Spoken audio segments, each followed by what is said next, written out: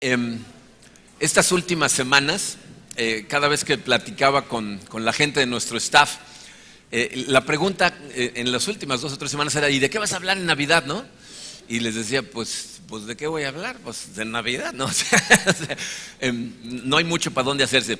Pero fíjense, me doy cuenta cuando estaba pensando en esa situación, que hay algo que nos sucede a los seres humanos que es muy natural, pero al mismo tiempo es muy triste, que poco a poco dejamos de ver cosas, dejamos de notar cosas.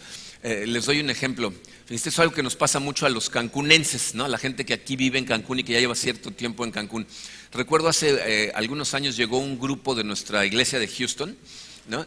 Y en lugar de manejar directo hacia el centro en donde estaba su hotel, nos venimos por la zona hotelera. Y entonces nos paramos en el mirador para que vieran el mar, ¿no? Ya ven que es la primera vez que lo ves cuando bajas del aeropuerto, cuando sales del aeropuerto. Y entonces salimos del coche. Bueno, esta gente, era uno de esos días preciosos, soleados, sin mucha marea, el azul ese que a veces tiene el mar. Bueno, estaban en shock. Decían, wow, no es posible, ¿no? Una chica saca su teléfono y se empieza a filmar y le dice a quien sea que le estuviera: si quieres encontrarme, ya sabes dónde estoy, no pienso regresar, ¿no? O sea, sí, ¿no? Estaba impactada, ¿no? Pero los que estábamos con ellos, que vivimos en Cancún, a nosotros no nos causa ese shock. O sea, nosotros no nos bajamos del coche y decimos, no, se me dice el mar, ¿no? O sea, ¿no? Entonces, fíjense, me hizo darme cuenta de cómo es tan fácil para nosotros perdernos de realidades hermosas y profundas que tenemos frente a las narices. Y eso es exactamente lo que nos pasa en esta temporada. O sea, esto de lo que vamos a hablar ya no nos causa shock, no nos causa admiración, no nos emociona, por una de dos cosas. Una, o lo has oído demasiadas veces, o dos, se te olvida el porqué de lo que celebramos. O sea, la realidad de la celebración de lo que estamos en este momento festejando, muchas veces ya se te olvida, ¿no? Entonces, fíjense, el día de hoy mi oración es que en su misericordia Dios levante el velo de nuestros ojos y nos permita ver estas cosas que, aunque las hemos visto muchas veces y las hemos escuchado muchas veces, nos permita maravillarnos de lo increíble, de lo maravilloso que significó para nosotros el que Jesucristo hubiera venido a este mundo. Entonces, esa es mi oración para nosotros. De hecho, vamos a orar y vamos a estudiar acerca de la llegada de Jesús. Padre, te damos tantas gracias, Señor, por ese maravilloso regalo, por tu Hijo Jesucristo. Señor, yo sé que habemos muchos en esta sala que conocemos esta historia de memoria. Y sin embargo, sé también, Señor, que para muchos de nosotros la podemos pasar como si nada. Te pido que eso no suceda el día de hoy, Señor. Te pido que el día de hoy nos detengas, nos ayudes a analizar despacito y profundamente lo hermoso, lo maravilloso del nacimiento de tu Hijo Jesucristo y lo que significó para cada uno de nosotros. Queremos ponernos totalmente en tus manos, Señor. Ponemos nuestro corazón en tus manos para que tú lo prepares y que esta palabra que estamos a punto de recibir dé un fruto maravilloso en nuestra vida y salgamos de aquí de alguna manera, Señor, transformados. Te lo pido, Padre, en el poderoso nombre de tu Hijo Jesucristo. Amén. Bien, no sé si alguna vez se han preguntado esto, pero ¿se dan cuenta cuánta gente celebra la Navidad, pero nunca ha leído la historia de la Navidad en la Biblia? Montones, O sea, muchísima gente celebra la Navidad y jamás se les ha ocurrido echarle una leidita al recuento del nacimiento de Jesús. El día de hoy vamos a hacer precisamente eso. Vamos a leer completito el pasaje del nacimiento de Jesucristo. La vida de Jesucristo se registró en 4 libros, que llamamos los evangelios: Mateo, Marcos, Lucas y Juan. Cada uno de esos autores le escribió a diferente gente, o sea, tenían una audiencia diferente en mente. La persona que le escribió a gente como tú y como yo fue Lucas. Lucas era un gentil, es decir, no era judío, y él le escribió a gentiles. Su evangelio está escrito específicamente para que lo entendiera gente que no conocía el judaísmo, que no conocían la ley, que no conocían lo que estaban esperando los judíos. Lucas, por si no lo conocen muy bien, es una persona que es considerado como uno de los mejores historiadores que hay. Yo personalmente, además de que era un historiador fidedigno, creo que lo podíamos haber puesto también como periodista profesional. ¿no? Porque el individuo era un investigador total. De hecho, fíjense, les voy a leer los primeros 4 versículos del Evangelio de Lucas, que no están en su programa, pero van a aparecer en la pantalla si los quieren seguir, para que vean cómo inicia él el recuento de su Evangelio. Lucas 1 dice: muchos han intentado hacer un relato de las cosas que se han cumplido entre nosotros, tal y como nos las transmitieron los que desde el principio fueron testigos presenciales y servidores de la palabra. Por lo tanto, yo también, habiendo investigado todo esto con esmero desde su origen, he decidido escribírtelo ordenadamente para que llegues a tener plena seguridad de lo que te enseñaron. O sea, Lucas es una persona que una vez que él era el acompañante de Pablo, su fiel acompañante, estuvo con él hasta el día de su muerte, y después de que decapitan a Pablo, decide hacer una investigación a fondo y se va a entrevistar a todos los testigos presenciales, de los cuales todavía había muchos vivos, ¿verdad?, para hacer un recuento profundo. Tú qué dijiste, tú qué viste, tú, para estar seguro de que lo que escribió era exactamente la verdad. Entonces, en las palabras de Lucas vamos a leer el recuento del nacimiento de Jesucristo, y después quiero hacer 3 observaciones, 3 cosas de las cuales deberíamos de maravillarnos cuando leemos este pasaje. Entonces vamos a leerlo. Lucas capítulo 2, versículos 1 al 20. Dice así: por aquellos días, Augusto César decretó que se levantara un censo en todo el imperio romano. Este primer censo se efectuó cuando Cirenio gobernaba en Siria. Fíjense el nivel de detalle. O sea, la historia de Lucas no empieza diciendo: érase una vez que era en un pueblito, ¿no? Dice, en una galaxia muy, muy lejana, ¿no? O sea, dice, en tal lugar donde tal persona, el gobernador, cuando se hizo este censo, o sea, quiere que puedas checar históricamente lo que te está diciendo. Dice, así que iban todos a inscribirse, cada cual a su propio pueblo. También José, que era descendiente del rey David, subió de Nazaret, ciudad de Galilea, a Judea. Fue a Belén, la ciudad de David, para inscribirse junto con María, su esposa. Ella se encontraba encinta y mientras estaban ahí se le cumplió el tiempo. Así que dio a luz a su hijo primogénito, lo envolvió en pañales y lo acostó en un pesebre porque no había lugar para ellos en la posada. En esa misma región había unos pastores que pasaban la noche en el campo, turnándose para cuidar sus rebaños. Sucedió que un ángel del Señor se les apareció. La gloria del Señor los envolvió en su luz y se llenaron de temor. Pero el ángel les dijo: no tengan miedo. Miren que les traigo buenas noticias que serán motivo de mucha alegría para todo el pueblo.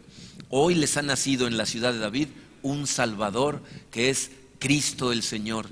Esto les servirá de señal: encontrarán a un niño envuelto en pañales y acostado en un pesebre. De repente apareció una multitud de ángeles del cielo que alababan a Dios y decían: gloria a Dios en las alturas y en la tierra paz a los que gozan de su buena voluntad. Cuando los ángeles se fueron al cielo, los pastores se dijeron unos a otros: vamos a Belén a ver esto que ha pasado y que el Señor nos ha dado a conocer. Así que fueron deprisa y encontraron a María y a José y al niño que estaba acostado en el pesebre. Cuando vieron al niño, contaron lo que les habían dicho acerca de él, y cuantos lo oyeron se asombraron de lo que los pastores decían. María, por su parte, guardaba todas estas cosas en su corazón y meditaba acerca de ellas. Los pastores regresaron glorificando y alabando a Dios por lo que habían visto y oído, pues todo sucedió tal como se les había dicho. Miren, esta es una historia maravillosa con seres fuera de este mundo, que le sucede a personas que, miren, esto es algo que se nos olvida, le sucede a personas reales. Esa gente a la que le pasaron estas cosas eran gente de carne y hueso como tú y como yo.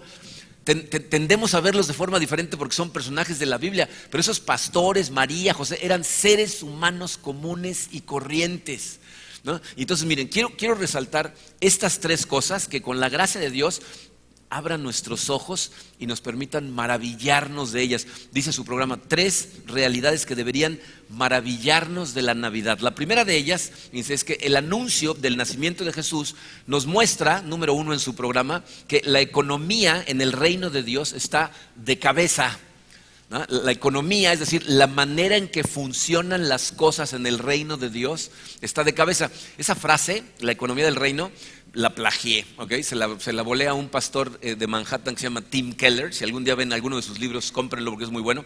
Pero él, les voy a decir a qué es a lo que se refiere. Piensen ustedes en cómo funcionan las cosas en el mundo en el que vivimos. Fíjense, en este mundo en el que vivimos, las cosas que el mundo considera aplaudibles, admirables, ¿no? Encomiables, a la gente que la subimos a los pedestales, es la gente que es poderosa, que es rica, que es famosa, que tiene influencia sobre los demás, que tiene control sobre cosas. A esa gente, la admiramos todo. Pero en el reino de Dios es la gente humilde, débil, desconocida. Esos son los que son valorados. Dice, cuando Dios decide enviar a sus heraldos, ¿no? Ángeles del cielo para anunciar la llegada de el Rey de Reyes, Jesucristo, los receptores son un grupito de pastores que están en el campo. Y a lo mejor eso a ti no te suena tan raro, para empezar porque lo has oído 1000 veces, pero en segunda porque no entiendes cómo veían a los pastores en esa época. Dice, los pastores en el Israel del siglo I eran considerados el nivel más bajo de la sociedad. O sea, un nivel más bajo y estarían en la cárcel presos. O sea, eran gente que era considerada mentirosos, gente que engañaba a personas, porque los pastores eran gente pobre, que contrataban gente que tenía dinero para cuidar sus rebaños. Entonces ellos se salían de la ciudad, pasaban días afuera con el rebaño, y cuando el rebaño tenía crías, algunas veces los pastores se los robaban, los vendían por su parte, o se los quedaban para comer ellos. Entonces eran considerados una bola de mentirosos. Fíjense, eran tan considerados mentirosos que su testimonio no era aceptado en una corte de justicia. Aunque fueran testigos de un crimen, ellos no podían testificar, nadie les creía. Pero aparte, para acabarla de amolar, era gente que estaba permanentemente, ceremonialmente sucia.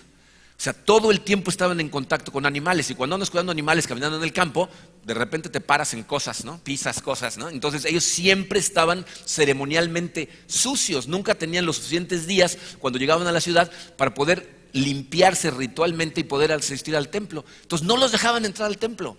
La élite religiosa de la época los rechazaba como miembros de la sociedad y los consideraban indignos de recibir las promesas de Dios.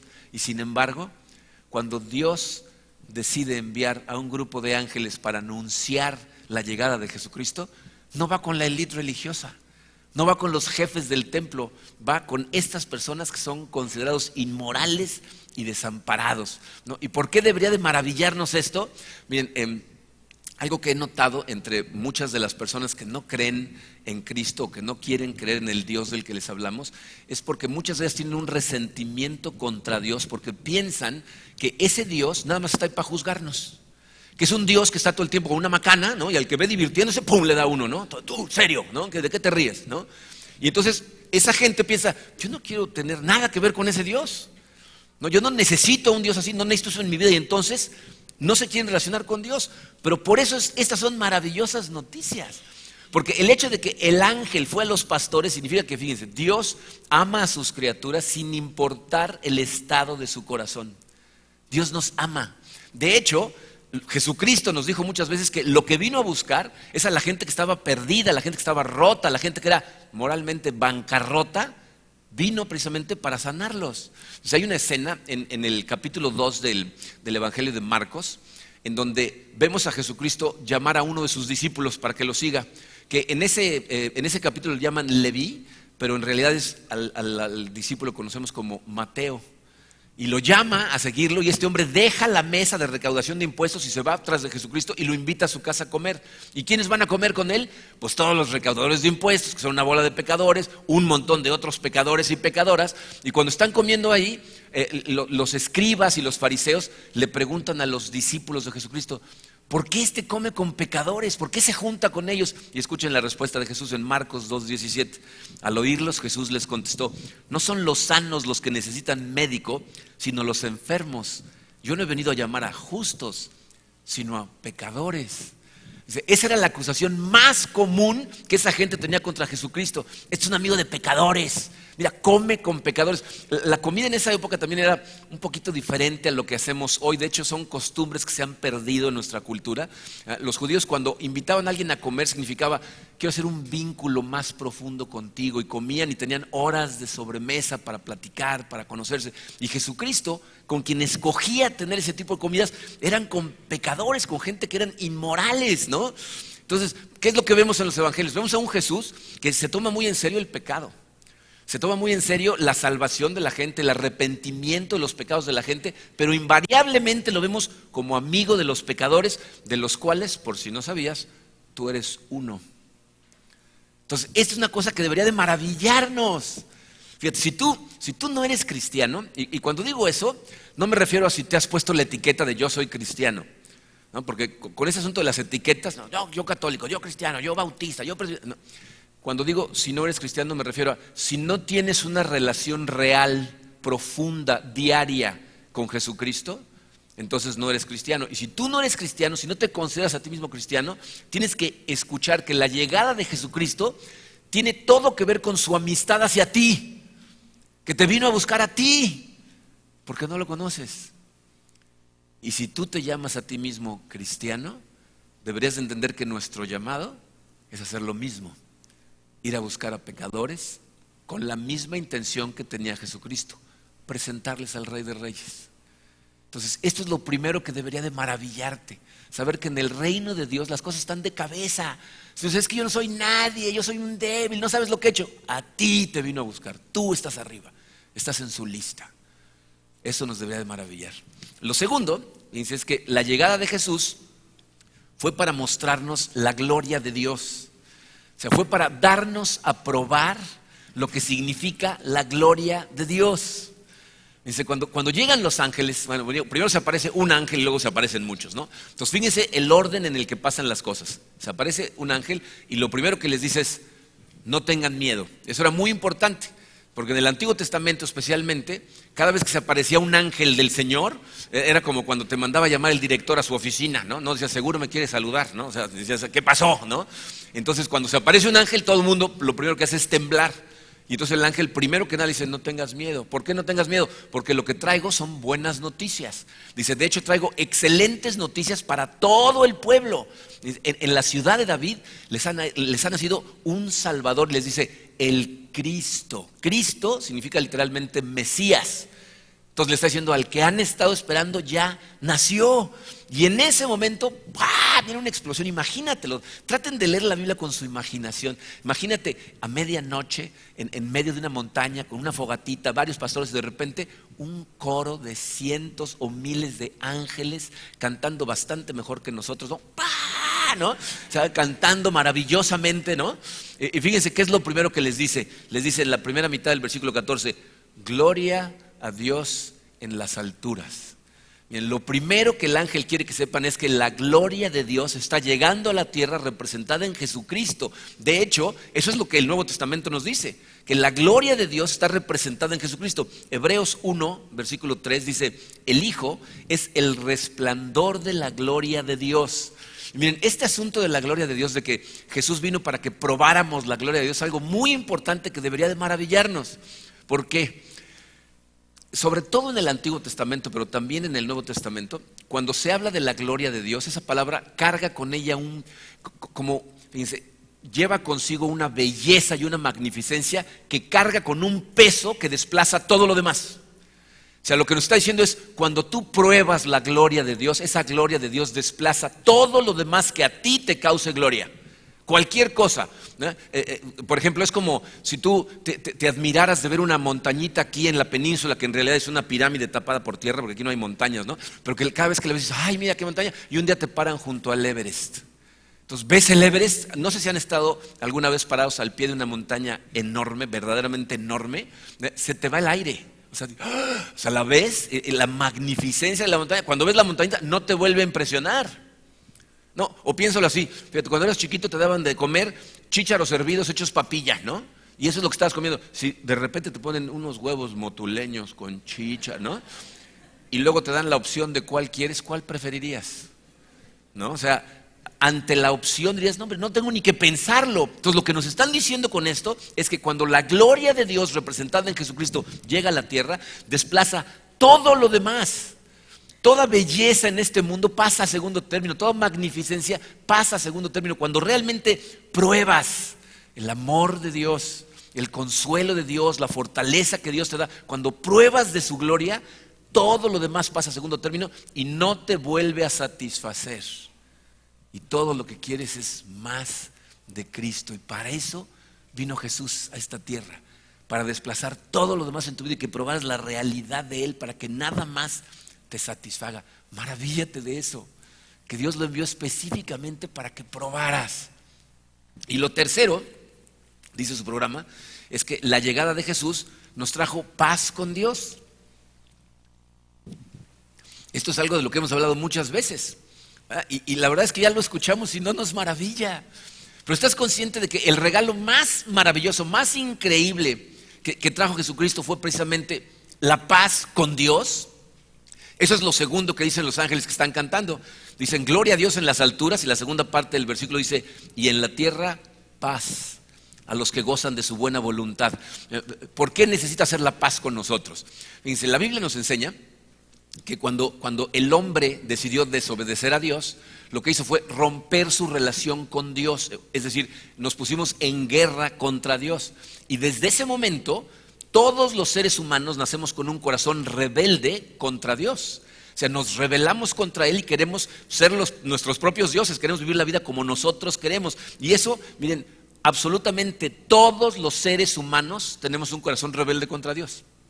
Yo sé que si tú estás en esta sala y a lo mejor no eres creyente, puedes pensar, ay, qué exagerado, no toda la gente es mala.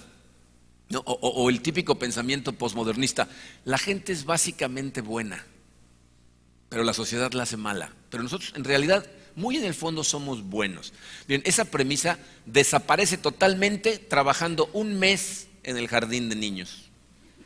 Trabaja un mes con niños, vas a ver cómo nadie les tiene que enseñar a mentir, nadie les tiene que enseñar a jalarle el pelo al de al lado, nadie les tiene que enseñar que si les gusta un juguete pues lo agarran y si se los quieren quitar pues le dan uno. O sea, eso no hace falta enseñárselos, lo traen naturalito. Y si tú fueras lo suficientemente honesto contigo mismo, reconocerías que hay una oscuridad en tu corazón que todo el tiempo estás tratando de luchar contra ella. La estás tratando de tapar. Y cuando el ser humano llega a posiciones en donde tiene el suficiente poder, el suficiente dinero, la suficiente influencia como para que nadie le llame a cuentas, esa oscuridad empieza a salir. O sea, nada más vean lo que está pasando en nuestra sociedad.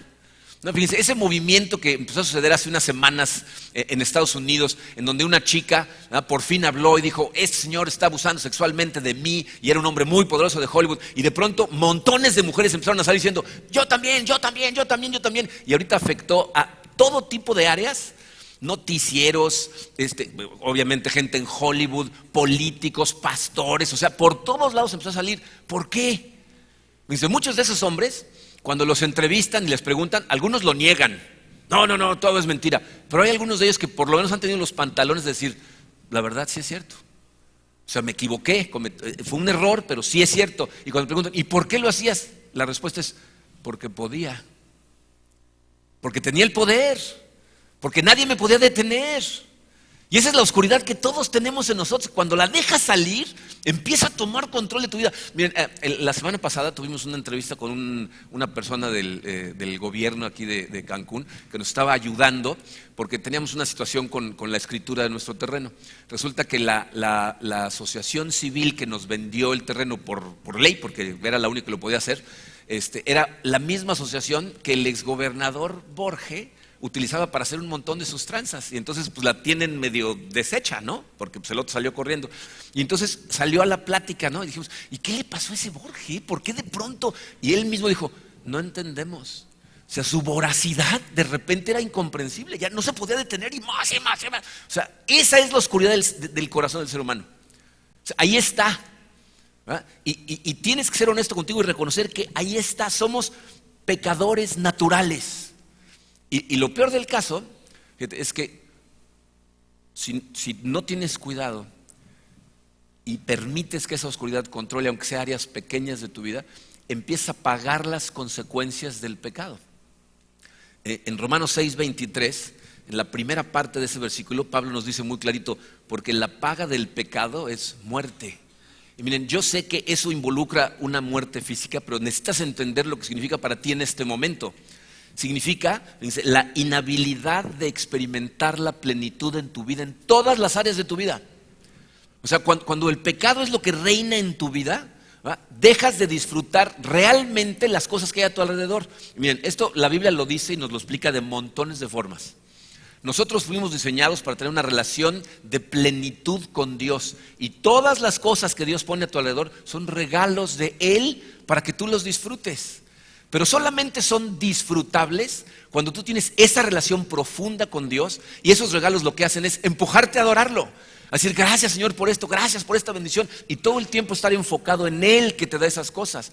Pero si tú estás en rebelión contra Dios, que es lo que el pecado causa, rompes tu relación con Dios, entonces lo único que tienes para satisfacer tu plenitud son esas cosas. Y entonces todo lo que haces es perseguir y perseguir y perseguir. Y como todo lo que producen es una copia barata de la verdadera felicidad y gozo que produce Dios, es algo pasajero que lo disfrutas temporalmente y se va. Y entonces necesitas más. Y luego necesitas más, y luego necesitas más, y luego necesitas más. Y entendemos entonces a gente como Borges, que nada es suficiente. ¿Por qué? Porque están en guerra con Dios. Entonces, ¿cuál es la solución a ese problema? Hacer la paz con Dios. Y para eso vino Jesucristo, para traer como regalo la paz de Dios. De hecho, la continuación de Romanos 6:23 dice, la paga del pecado es muerte, mientras que la dádiva, esa palabra dádiva significa regalo, mientras que la dádiva de Dios es vida eterna en Cristo Jesús nuestro Señor. El que empezó con este asunto de los regalos en la Navidad fue Dios, y nos mandó como regalo la paz con Dios a través de su Hijo Jesucristo. Cuando tú recibes ese regalo, entonces estás en paz con Dios. Y estando en paz con Él, teniendo relación con Él, verdaderamente puedes disfrutar de todas las áreas de tu vida. Maravíllate de eso. O sea, te está dando acceso a plenitud a través de Jesucristo. Bien, de los 4 evangelios que se escribieron, es interesante que el que más tiempo se tardó en escribir su evangelio fue el apóstol Juan. De hecho, cuando escribió su evangelio ya era un anciano. Y yo cuando pienso en esas cosas, pues como que me hago preguntas a mí mismo, ¿no? Porque escribir un evangelio no es escribir una carta a alguien, ¿no? Es como escribir un artículo, un ensayo, ¿no? Entonces me imagino a Juan, ya anciano, ya ha de haber tenido como 90 años de edad, ansioso por contarle a la gente lo que vivió, lo que conoció, al Cristo que él conoció, los milagros que lo vio hacer, la certeza que tiene para ese momento de quién es Jesucristo y su necesidad de que la demás gente lo sepa. Y entonces empieza a escribir a esa tardía edad, y me pregunto si cuando lo estaba escribiendo no se preguntaba él a sí mismo, ¿y será que esto lo irá a leer alguien? ¿Será que le va a llegar a gente? ¿Será que irá a impactar el corazón de alguien lo que estoy escribiendo hoy? No tenía idea, Juan, de a qué nivel ese evangelio iba a llegar a todos lados.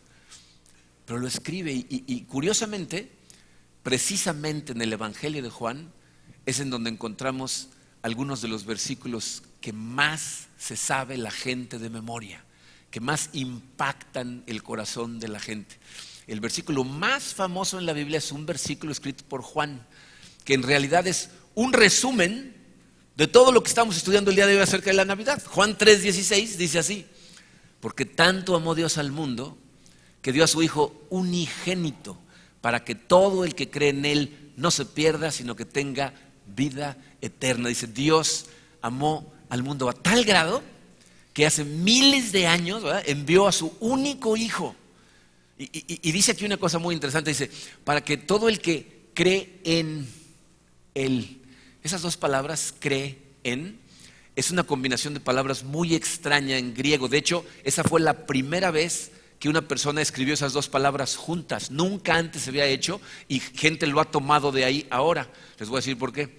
La primera, pisteuon, que significa creer, es muy común, pero la segunda es una preposición, eis, que significa dentro.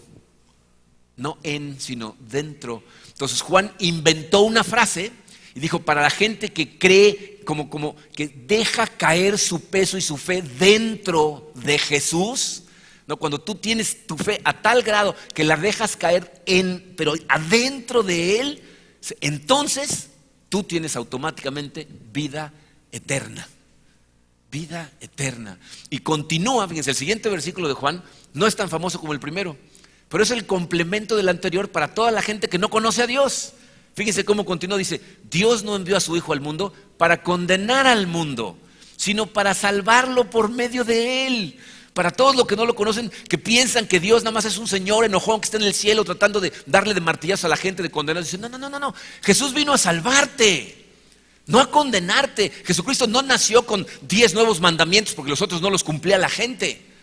Vino con amor a buscar a la gente que estaba perdida para jalarlos a Él.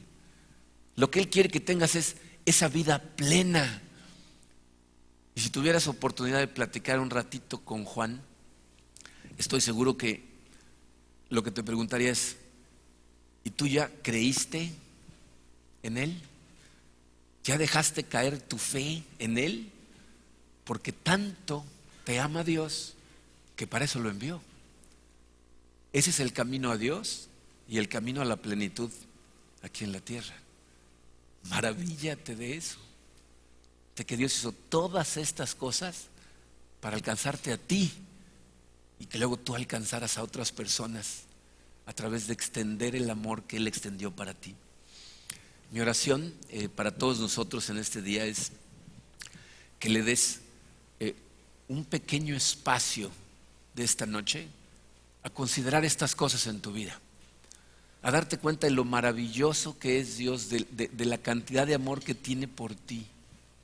Y miren, sé por experiencia personal que esta Navidad no va a ser el mismo nivel de gozo y alegría para todos los que estamos sentados en esta sala. Sé que para algunos de nosotros va a ser una Navidad dulce y al mismo tiempo amarga.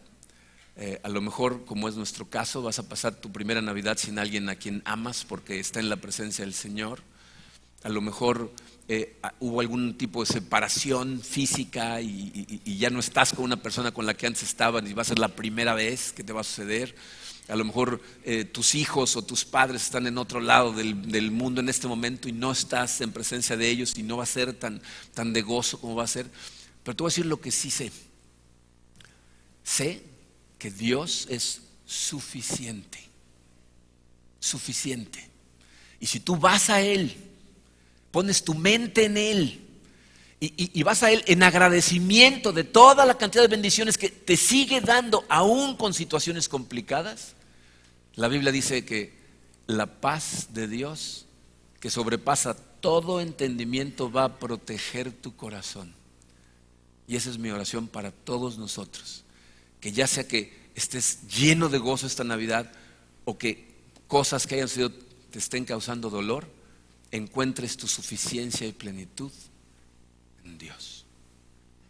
Vamos a orar. Padre,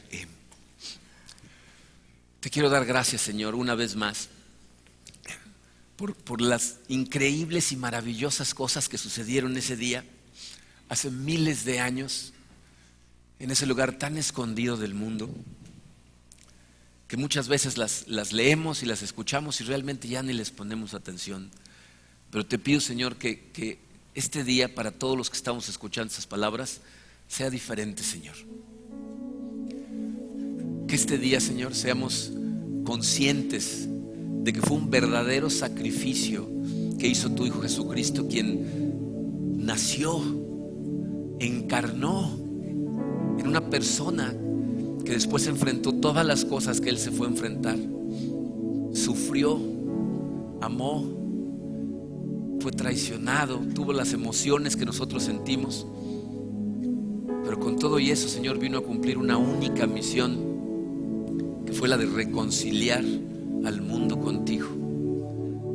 Te damos gracias, Señor, por el privilegio que significa que nos hayas llamado a ser parte de esa familia que tú has llamado para ti. Te pido, Señor, que nos acompañes durante esta noche, que te hagas presente y real en nuestra celebración de Navidad y nos ayudes a recordar verdaderamente, Señor, que estamos celebrando el nacimiento del Rey del Universo, quien vino a hacer cosas maravillosas por cada uno de nosotros. Te pido por todos, Señor, que están presentes en esta sala, que el día de hoy va a ser una Navidad difícil, en donde no va a haber más remedio que sufrir un poco por la ausencia de gente a la que amamos, pero que tú, Señor, seas suficiente para nosotros, que nos llenes de tu amor, que nos llenes de tu paz, Padre, y que nos ayudes a disfrutarnos profundamente a todas estas personas que tú aún tienes a nuestro alrededor para amarnos y consolarnos. Gracias, Señor, por esta iglesia maravillosa que nos causa tanto amor y tanto consuelo.